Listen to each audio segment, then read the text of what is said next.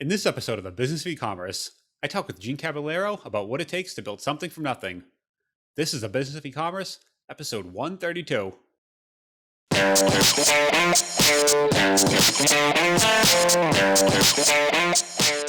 Welcome to the Business of E-commerce, the show that helps e-commerce retailers start, launch, and grow their e-commerce business. I'm your host, Charles Plesky. I'm here with Gene Caballero. Gene is the co-founder of GreenPal, which is described as the Uber of lawn care. GreenPal started in one market and has now grown to over 46 states. I asked Gene on the show today to talk about how he got his start, some advice he can give to other retailers who are just starting off, and his origin story.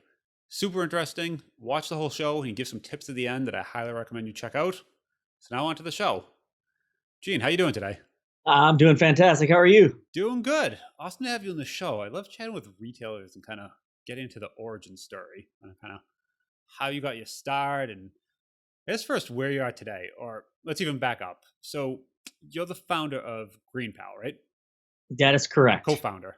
So make sure Mhm. some people get that. It's an important thing. Yeah, there's three of us total. Three total. Okay, so three founders, three co-founders.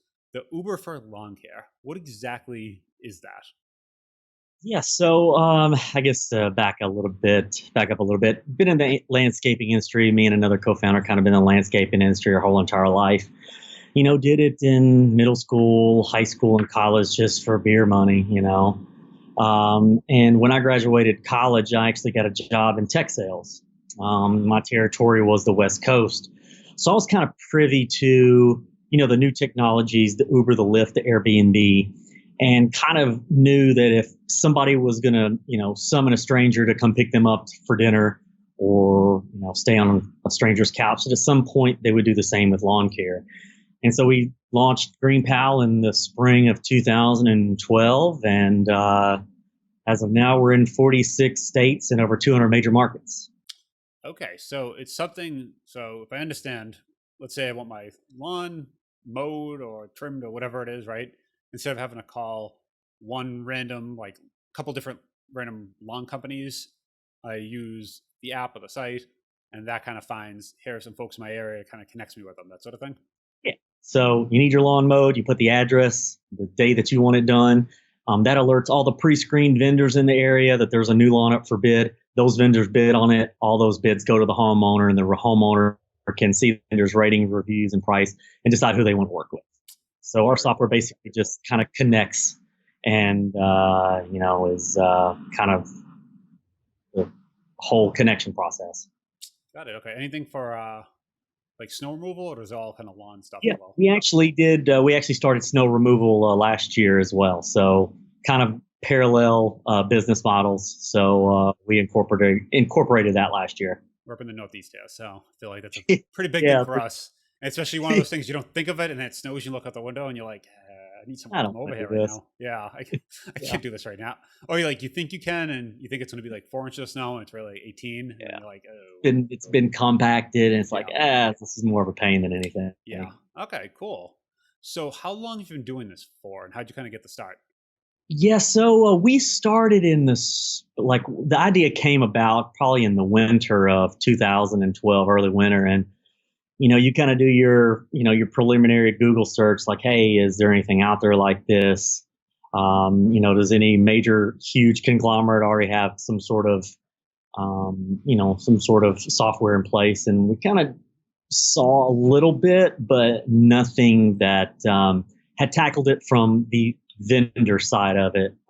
Most companies at that point were more lead generation and were more geared to the homeowners, but there was no real true operating system for the landscaping professional. And that's kind of where our background came in. And so we kind of took a vendor first development stand, and that's kind of how we, built the first product.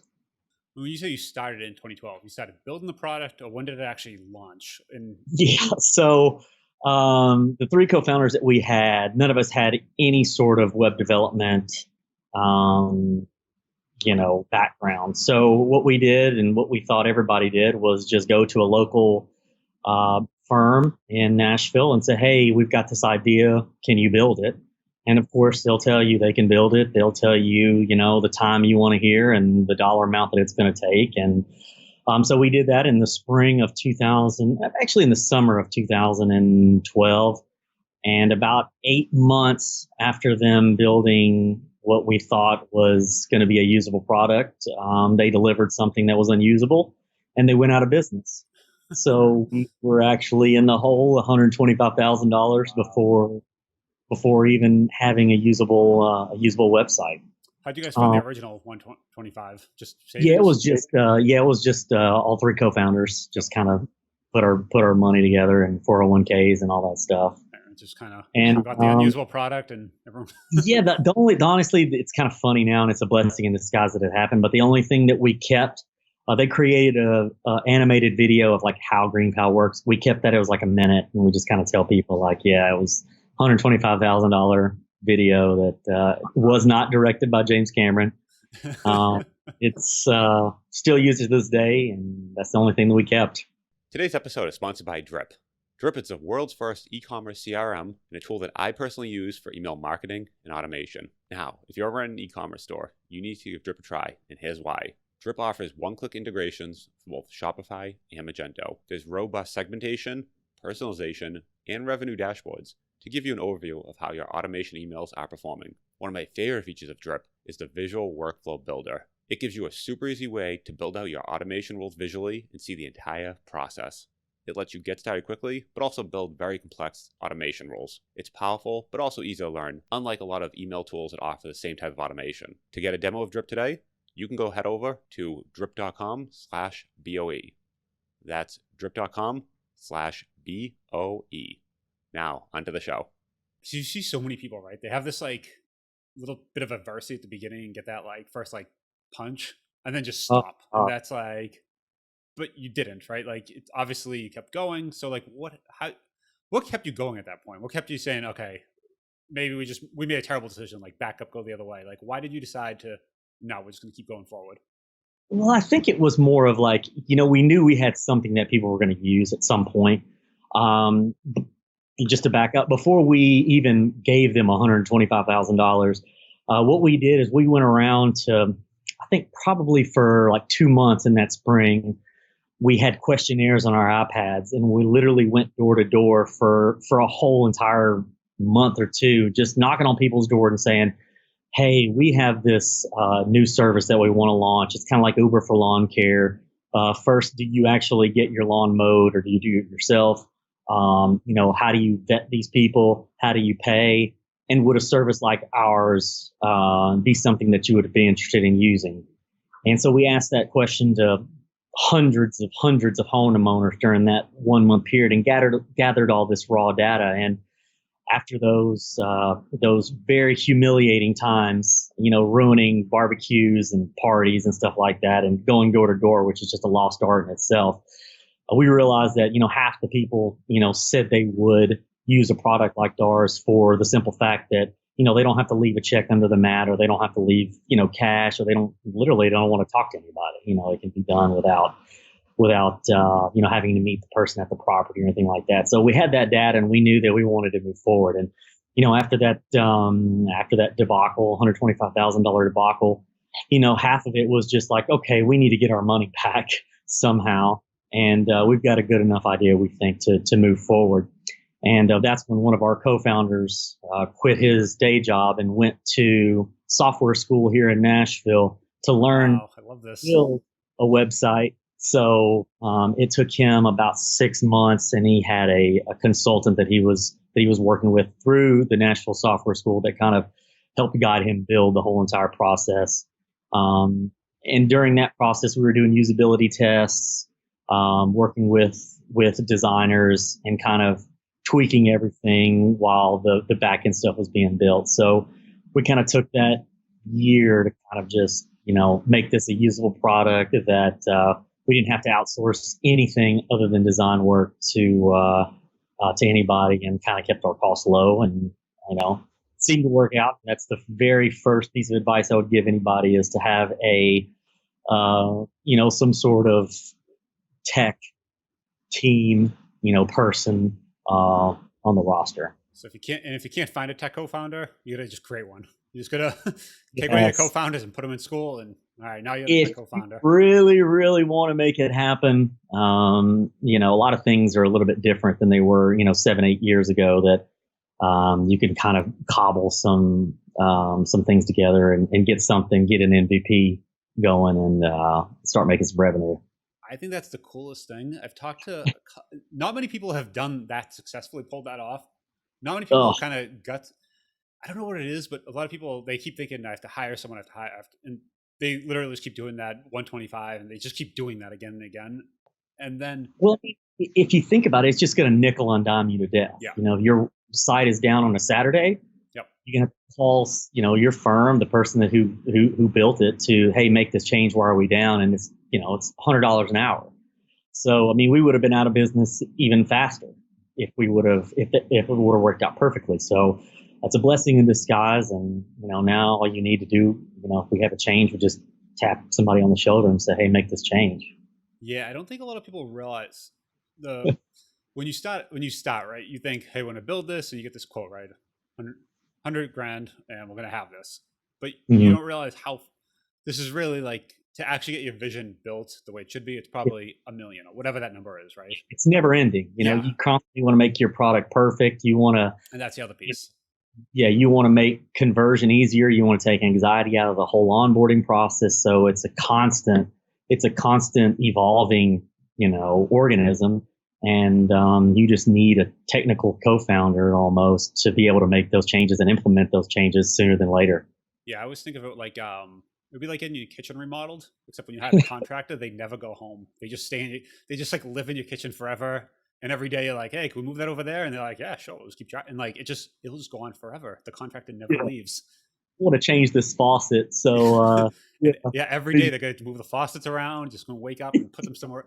And you don't realize that that's software. That's just you. And people think it's like the hiring the contractor. They build the kitchen, go home, you enjoy it for the next 10 years. It's not like right. that. The contractors don't go home. They It, live in the it's kitchen with you. you want to stay relative. You've got Yeah, to make constant changes. yeah.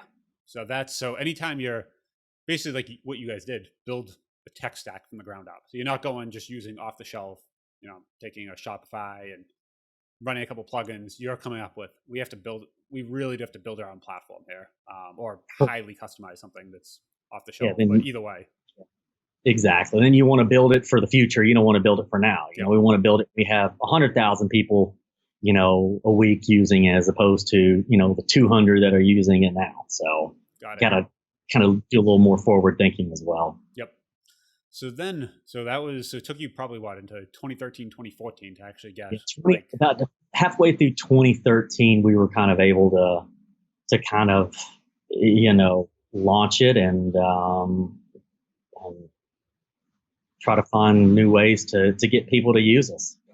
so now you launch, you got the product, you got it in hand, and you have a bunch of user testing. So you're like, I know these people want it, and I know now we have the thing they want. So you have the two like you have the two like raw ingredients, but then what did you Right. do to put those two ingredients together? Yes, so a lot of it, you obviously have to have, the vendor side. So homeowners, when they come to your website, they don't get quotes, then they're never coming back. So our biggest problem was getting vendors on board. And what we did is we just went on Craigslist and just cold called, you know, guys that were throwing their landscaping business on Craigslist, and we called those people until we got maybe 20 or 30 in the Nashville area.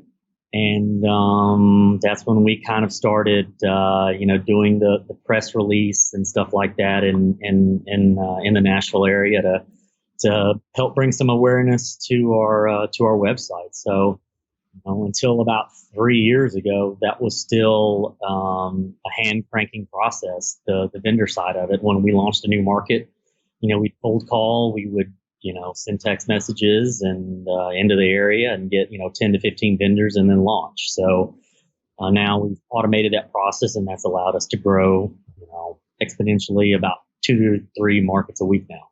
Wow. So you basically did almost the two most difficult things in launching a business, right? So first, you basically launched a software business without a technical co-founder, and then you're essentially launched a double-sided marketplace which is one of the notoriously, it's one of the best businesses to run, but one of the toughest businesses to start, right? Because you're not selling to one customer, you're selling to two completely different customers with, so, and it's not, so you don't have to just get to know this one customer very well. You need to get to know the customer, let's say, and the vendor side. And you need to understand both of them and basically sell to both of them before you Right. get your first sale. Right. And, till this day, we still do usability tests. But that first year that we launched, we were meeting with vendors on a weekly basis. We were actually meeting with homeowners as well that use our product. And, hey, do you mind meeting us at Starbucks for 15 to 20 minutes? We'd kind of tell them to walk us through their experience. And, we did usability tests probably for the first 2 years just to kind of keep maintaining where there may be confusion on our website, where we could maybe pick up some, some customers that have fallen off. So that is just, it's invaluable when it comes to those first couple of years that typically a lot of businesses go under because, they don't have that data or they don't know how to get it. But, after going door to door for, 2 months, asking a customer to meet them at Starbucks is just, it's so easy. It's so easy to do. So, well, then you kind of build up that, like that understanding of the customer so intimately, right? You've sat down and you've quite literally had a coffee with them at right. Starbucks, and Yeah. so I think what a lot of people are doing is they're skipping over that step and they're copying someone else that's a little further ahead, and they're saying, okay, what do they do? And they're doing what they do, but they don't know why they do it that way, right? So then all they can do is copy them, but they can never actually like understand the customer, so they can never really innovate. All they can do is just copy their competition at that point. And it sounds like you Right. guys really got that understanding up front. Yeah. And it was like, some of those initial meetings were so beneficial to, you've been in the landscaping industry your whole entire life. And I was a homeowner for most of my adult life, and there's some things that we didn't think of that were just like, oh shit, why didn't we think of that? Or why is this here? So a lot of that data is, help change our onboarding process, what homeowners expect, and kind of what vendors are looking for. So that whole year and a half of getting that data from the initial users was just, you can't put a value on it. It's incredible. And at a perfect time in your business when you can make changes really quick. And if you need to do a whole different overhaul on something, you're not going to piss off thousands of people. You're going to piss off some friends and some family, and the early adopters that are using your product. So it's very beneficial to get that data up front as soon as possible. Well, and like you said, you can be very nimble at first, right? So Yeah, and things can change overnight, and it doesn't really affect anyone. No one's really kind of like relying on this. But as you grow, now you have people that are counting on this, and like every 2 weeks they use the site. They kind of expect it to be the same, and when you actually, even if you improve something, it's almost now it's changing there. Some homeowner now he has to like learn some new button he has to press, doesn't like it, so you're almost right. like adding a obstacle for the current users when you add a new feature. When it could have taken you, an hour and a $5 coffee to get that information. Yeah. What was it like dealing with the vendors? Because I feel like a lot of these folks aren't very tech savvy. These aren't, a lot of them, they're out, right? They're mowing lawns, they're doing things like that. They're not sitting behind a computer all day. What was that And no, process like? that's a great point. A lot of them, dealt with stuff pen and pad. Yeah. Like they had their schedule on a piece of notebook paper that they had in the passenger seat. So we knew we had to make it super easy for them to use and beneficial as well. So if we could get a vendor 10 to 15 new jobs, then he's going to tell his current non-GreenPal homeowners that he wants to bring them onto this platform. So that's kind of a channel that we used for growth as well. Is not only would we have to get you new customers, but we make it so easy for you to get new customers and get paid that you want to bring your non-GreenPal customers onto the platform just because we make it so damn easy. How about payments, right? Because these guys are probably they want to go out there and they want to do work, get paid, but probably half of their day is like collecting money from people that growing your business and doing your accounts receivable at night are the biggest two pain in the asses in the business. And if you can just show up and mow, then we've solved a lot of the problems. And that was kind of our kind of our mindset is like, okay, if we can just give them a tool that only costs them 5%, very low dollar amount, give them added benefits of not only take care of your demand creation, we take care of your scheduling, we take care of your route optimization, we take care of your emailing throughout the year for additional services and also your payment processing, then it's kind of a no-brainer to join GreenPal and to also kind of bring your non-GreenPal customers into the platform. So they only have to pay 5% to be on it? It's a 5%. Mm-hmm. And does that include credit card processing fees, or is that in Yes. addition? So we use Stripe. So Stripe takes their 2.8% and we take our 5. So vendor gets about 92% of everything. Okay, so that's 5% for you, and then Stripe gets their whatever it is. Perfect. Yeah. Got it. And we were making those cold calls, getting these vendors online. It was eye opening that they were just like, okay, where am I getting screwed here? I'm like, no, you're not getting screwed. It's just 5%. And so you kind of knew that the margins were super thin in this industry, that if you were trying to charge somebody a monthly fee or a fee to bid or something like that, that it was going to be very, very tough to keep somebody engaged and to have their have their business. So we knew that 5% was probably the most we were going to be able to charge. And that's still, that's a great deal for them. Yeah. And it's great for you once you're at scale, right? Because right now it sounds like you have 26 states. You said no, 46 states. 46, yeah. 46, you're probably doing okay in 5%, but right on that Can't first, but on that first user mowing that first lawn, 5%, you're like, oh, okay, we made a couple bucks. We're gonna spend this dollar. Oh, we just reinvested another one of those coffees over there. Yeah, so that's the thing with a double-sided marketplace, any marketplace, right? Where it's great at scale, but really tough to start because that first user does not bring in a lot, right? So at what point could you and your other co-founder now? So we're in what, like 2015, let's say? When did you and the other co-founder actually say, all right, we can jump ship and actually all go in full time? Yeah, so it was 2017 where we're just like, okay, we gotta be all in and take this thing to the next level by just putting our heads down and growing as fast as we can while providing the best service that we possibly can to both sides of the market. What was it in 2017 that made you kind of think, okay, now's the time? Was it you had a certain revenue? Or? Yeah, it was revenue related. It was like, if we can get to this certain point, we can pay a couple $100 a month for expenses per co-founder. Yep. And kind of rationalize the whole fact of like, all right, like this, let's get serious about this and not have this a hobby. Let's make this, as big as we possibly can. How was it going from, part-time, like nights and weekends, to jumping in full-time? It was kind of a relief because when you have a corporate job during the day, all you're thinking about is what you need to do at night, with your business, and it kind of takes over your life. You don't have one. You have to pay the bills and then you have to work on this. So it was kind of a relief that, you only had one thing to worry about as opposed to, another job and, hitting quotas and stuff. So it was a relief, but, still kind of scary. But, the good thing is, older in life, in your 30s, you probably have a little more money saved than you do in your 20s. And so you kind of have a little cushion of money that can kind of get you through the dark times. Flip side, right? Because you also might have more expenses. Might be married, might have some kids. Then there's, yeah, there's always that. Two rental properties that I had to sell, and a 401k I had to cash out. So the dark times came and went, and but you made it through. And made it through. That's awesome.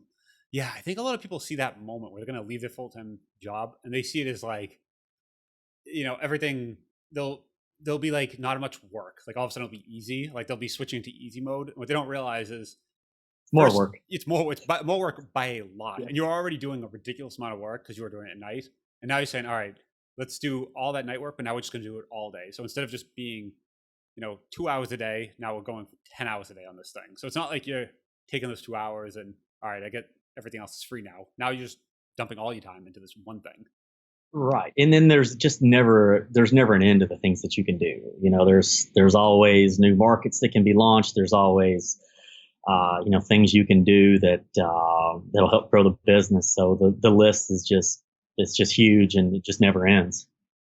Gotcha. Yeah, it's one of those things, kind of like the contractor. He's never going to go home. He's just going to stay in your kitchen forever. It's just going to keep. Yeah, it's gonna set up shop in the extra bedroom. Yeah, well, because you can always, right? You can always add new markets, add more vendors, add more users, optimize what you already have going, right?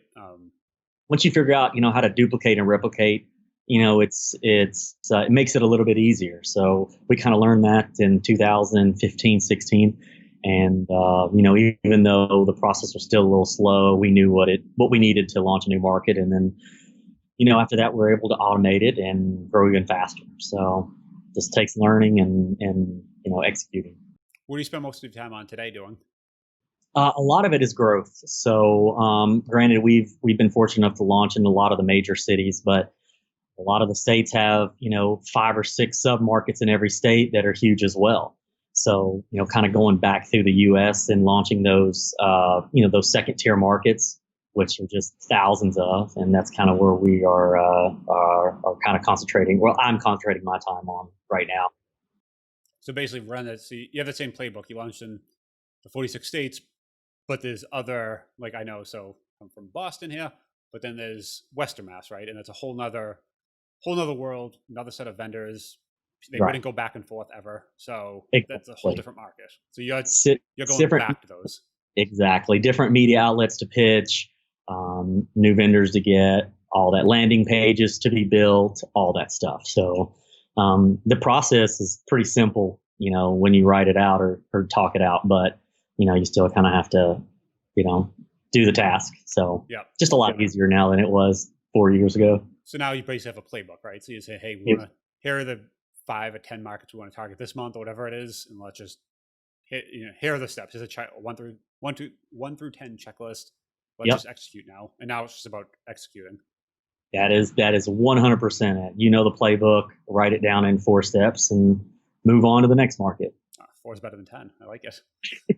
Yeah, it's true. Yeah. So if someone was sitting there listening at home right now or wherever they are, and they were thinking, hey, I have an idea, I have this app or I have this e-commerce site I want to launch, what would you recommend what would you be saying if you could speak back to you in, 2012, what would you want to tell that person? Oh man. Uh, I have friends that come to me and ask me for advice, and sadly, the first thing I tell them, I was like, don't. I say, don't do it. Like I say, don't do it unless you are 100% all in. Your wife, your significant other, is 100% all in. You can go without a paycheck for a year. Like, I just tell them the blunt truthness up front of what it takes to make it. And another thing is just get out of the building. Yeah, you may think you have a great product, but if nobody is buying it, then it's kind of pointless. And also, how are you plan on distributing this new product? If you don't have a plan to grow this or get this in front of people, then you may have the best widget, but with zero sales. So those are kind of the main 3 things I would go back and tell myself. And like I said, talk to strangers, go door to door. It's not illegal. I even forgot about this, but we actually rented a kiosk at the mall one weekend, and we were literally, giving out $5 Starbucks gift cards, for people to sit down and fill out a questionnaire about our business. So, we did everything we possibly could to get as much data as we possibly could to make sure that this thing had legs and for us to move forward. So get as much feedback as you can from any and everybody. Realize that it's going to be a lonely journey, and make sure that you've got buy-in from, your close friends and stuff like that. I've seen a lot of bad endings when it comes to that. So just be careful. Yeah, it sounds like it's a long journey. You want to make sure everyone's on the same page on that one in the family. Yeah. Everyone's kind of in it together at that point. Yeah, for sure. I think Mark even said it takes 8 years to be an overnight success, and it's so true. Yeah, no, that's what I hear from a lot of people. everyone kind of asks like, how did that start working? And you're like, well, you've been doing it for years. So it didn't just start working last week. It just, I just failed like 100 times or 1,000 times, whatever it was. I like the idea too of doing the talking to people. Did you ever read the book, The Mum Test? Oh no, I have not read that one yet. Fantastic book on kind of just going out and basically not just asking, would you pay for this, but finding out, do you already pay? What do you pay for this thing currently? Ah, Like how much you're gotcha. paying for this now. Because a lot of people, if you say, hey, would you go do X? They say, yeah, it sounds great. But then if you say, oh, are you spending money on that now? And they're like, oh, I do that. I expect that to be Right. completely free. Like, Right. would you pay for someone to go pump your gas for you? Yeah, sure, that'd be great. Like, oh, did you pay for someone pumping your gas now? And you're like, no, they just do it for free at the gas. And like, all right, so you wouldn't, so you like the idea, but you just wouldn't pay. But you kind of knew going in, right? You're like, they're clearly paying someone to cut their lawn. They want either they're doing it themselves or they pay someone. There's really only like, it's pretty binary here. So, do you pay for your lawn being cut now? Yes. Okay, you would be a customer. Right. Yes, and that's kind of the approach we took. And Steve Blank also has a good book. I think it's called The Four Step to Epiphany. Yes, that's yep. It's about getting out of the building and getting that initial feedback, and not just from friends and family, because they're going to tell you what you want to hear. Strangers are going to kind of tell you what you need to hear sometimes. So I'm taking some notes here. I want to include that in the show notes. Yeah, I love the talking to the users, and this it's a recurring thing on this show, and everyone kind of talks about it. And then I know from actually like seeing so few people do it, and actually just you talk about building those like custom avatars that I've mentioned this literally like 50 times, and still people don't do it. And just writing down, here's my user, homeowner David, and like here's what he's all about, and he like he wants his lawn done every 2 weeks. It's about how much he makes. He's married. He's has his kids but wants to go to baseball games on like that whole like understanding that person and that really and having you're not just selling to people with homes with lawns. It's not that general. That am I selling to the husband or the wife? What do they look like? Are they married? Are they how old are they? Because you're not selling to the 20-year-old that just bought his first home. Most likely you're selling to the 30-year-old that's too busy and working a job. And so knowing that is something you get in that that kind of user testing that I think some people just skip over and miss that step. yeah, I don't think we'd be where we are today if we didn't get that data up front. It's so valuable. But, very humiliating, and it's the worst thing that we've probably done personally is go knocking on people's doors and you know standing at a kiosk at the mall. But you look back at it, and now that the data's been so valuable, it's kind of fun to talk about it. And never would I go back to do it again, but you know, it's certainly necessary. Awesome. I love the journey. That's super interesting. I would, you know, if I had a lawn, I live in Boston. I don't have a lawn. I would be a customer. So I have a little patch of mulch. Yeah. So, but it sounds like something people should definitely check out. If people want to kind of learn more about you, kind of see the site and what you've been working on, what can they do that? They can just go to our website, yourgreenpal.com, and kind of check us out. If anybody wants to reach out to me, has any questions, they can certainly do that as well. I'm on LinkedIn, and my email can be found. If you want to get my email out, you certainly can. All right. I will link to your LinkedIn over there, and if people want, they should definitely reach out. So appreciate that. Thanks a lot for coming on the show, Gene. For sure.